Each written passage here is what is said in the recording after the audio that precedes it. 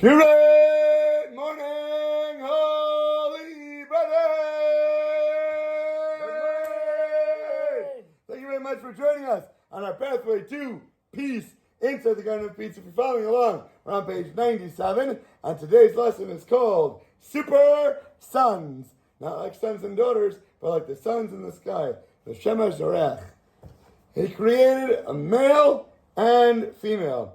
If you haven't realized by now, men and women are complete, absolute opposites from each other. They're not like guys, you hang out with a bar, you go chill. They are not the same way that you think and act and behave, and created absolutely differently.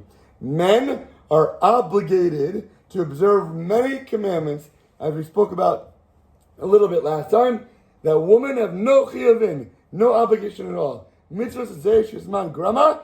We talked about we have so many more mitzvahs that we have to do that they have nothing to touch with. We have to bring ourselves up to a much higher level. They're already there, but we have no idea what that's like, and we have to work so much harder just to get to their base level where they're being created at. We have to bring ourselves up to fight to get there. The many differences between men and women teach us that the role of men is very different than their women's role, and that Hashem created men as the one to give, and the women are supposed to be the ones to receive everything that we're putting out. The lessons and instructions for achieving peace and harmony in the home are contingent and based upon a husband's understanding and internalizing this exact difference. Namely, that his task and his mission as a man is to give, and his wife's purpose is to be able to receive and to take from him. As such, he knows now what to strive for, what to accomplish, and what to do in life, and his mission and his purpose. Peace in the home depends on both the husband and the wife fulfilling their true roles. If he's always looking to her to be the one to give, and for him to always take, he's going to be completely backwards and completely messing up the relationship in his home. Another difference between men and women is that women do not need to be taught. You don't need to teach a woman, here's how you have to be a woman. Here's how you have to be a girl. Here's how you have to act. Here's what you have to do. They know it by nature. They're designed in their brain. They understand what they need to do. Men, on the other hand, always need to be punched in the face, in the head, and say, hey, stop being so silly. Stop being so dumb. What is wrong with you? Why are you not behaving the way that a man is supposed to act? The way that a man is supposed to behave? Since in this generation, many men, they lose their manhood. Everything that makes them a man, they cut off. They're gone. Forget about it. Because of the wife, they don't let him to be a man. That's why they lose their humanity. No. Because they lose their humanity, then the women lose their womanhood. That's the problem. The men stop acting like men. They stop being the one to give. They want to take from their wife. They say, no, you do for me also. Why should I do this all the time? Why are you blaming me? You go take out the garbage. You go cook the dishes. You go to work. No, not by that I meant that a man is doing something, and the woman doesn't give him the self-confidence. Why? Why? I don't know why. The women are behaving in a reaction to the man's energy. The man is the sun. Yes. Yeah? 100%.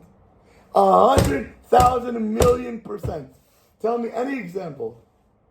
I don't know. Always.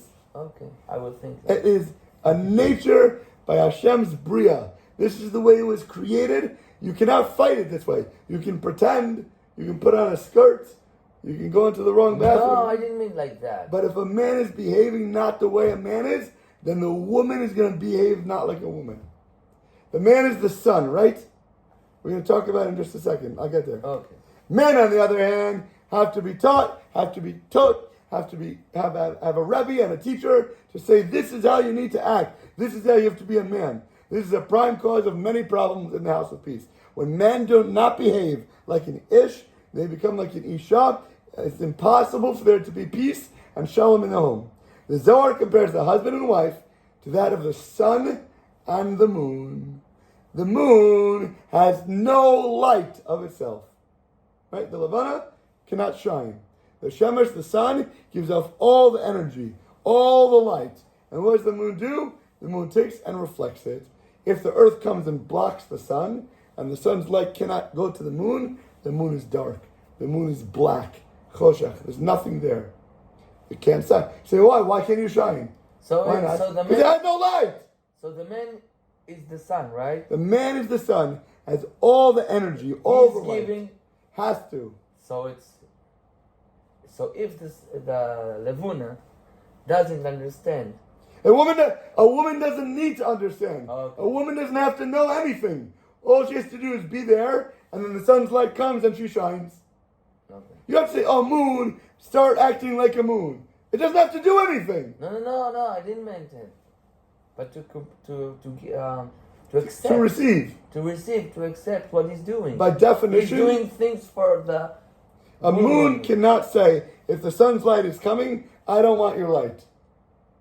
It's there. Yeah. It's going to shine. It's going to reflect. So you give her good energy, or you give her bad energy, that's going to be the one she's going to be putting out. Okay. Because you're the one pouring it into her. Okay. The moon reflects the light from received from the sun. It has nothing for itself. So too, a woman's vitality depends on the light from spiritual that her husband is shining on her. If he's nice, if he's kind, if he's considerate, if he's a mensch, she's going to radiate all that. But if he's critical, if he's yelling, if he's stingy, if he's going to be a terrible husband to her, and she's going to suffer in a dark cloud, she's going to be sad, she's going to be depressed, she's always going to be worrying because of him. His state of mind, how he thinks, and how he behaves, everything is going to be dependent upon what he does that she's going to have in the house. You want to know why a woman is not being nice? Why a woman is not behaving good? Why she's violating the Torah? Whatever she's doing, the man is giving her that energy. Wow. It's a mirror. You look at her, you see what I'm doing wrong. I want to know how to fix myself, I look at my wife. Hashem is showing me, here's what you need to do. What you need to work on. This book, these lessons, these videos are only for men. We don't need to give it to women. Women are amazing and spectacular and fantastic just the way you are. This is it. It would be impossible to address the man and the woman to say, here's what you need to examine.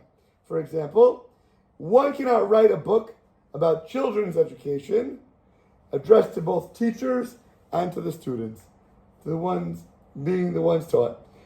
What are you guiding it for? What's the lesson you're trying to teach? A teacher is different than a student. A parent is different than a child.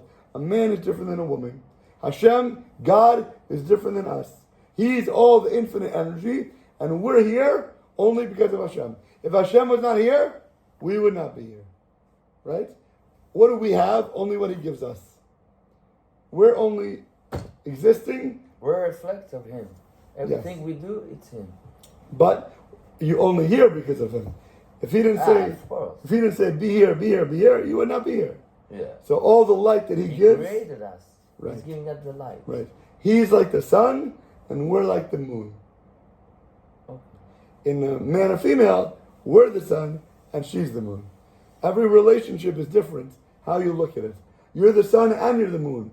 You're the moon for Hashem, but you're the sun for your wife. Here? Yeah. By learning these lessons, and listening to this and reading the book, a husband can learn where he's missing, where he's lacking, where he's deficient, where he's not fulfilling his role as a man. And then, now I can fix it. Now I can correct it. A serious husband who's willing to learn, who's willing to implement every single thing that we're teaching. He's going to live what he learns. Then it'll be a comprehensive guide, and it'll have absolute shalom, absolute peace in the home. If he's willing to take it on himself and to do it and to act, he will learn to take responsibility on his shoulders, and against his wife, he'll never have a complaint. He'll never say, oh, why are you acting that way? Why are you talking that way? I don't like the way you look. I don't like the way you went out of the house. I don't like what you did with the kids. That'll never be an option for him. It can never happen.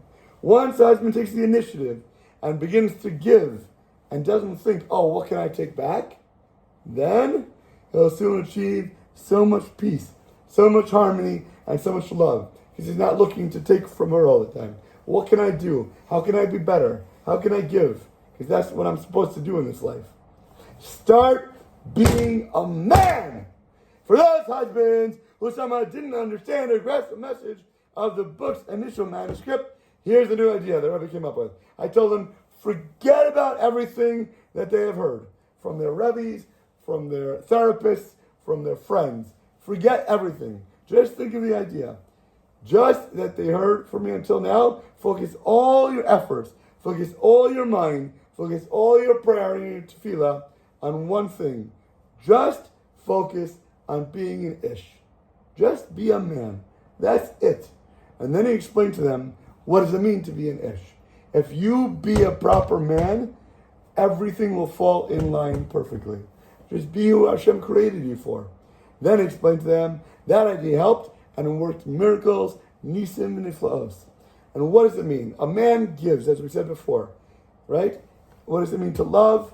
Ahava, the root of ahava is hav, which means to give. If you don't give to somebody else, you're not loving. You're just taking kach from everybody.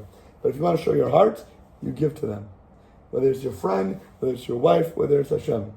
He pampers others. Just listen to what they have to say. Pay attention when they're talking to you. Concede, give in for somebody else's sake. Forgive other people. Don't look for kavod. Don't look for honor. It doesn't want to benefit from other people. It doesn't look to support from others. Help others. Empathize. Care about them. When they come to you, listen to what they're saying. Don't say, oh, I heard that before. If they want to tell you a story, you sit down. You listen. You give them your heart. You give them the ear. You care about somebody else because they went through something.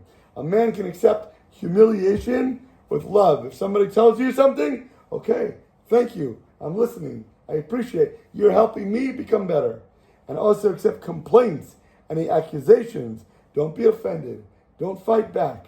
There's a reason that you're hearing this. There's a message from Hashem, and you just thank you for helping me be a better person, and I appreciate you, and I love you very much, and I want to give you everything with my full heart.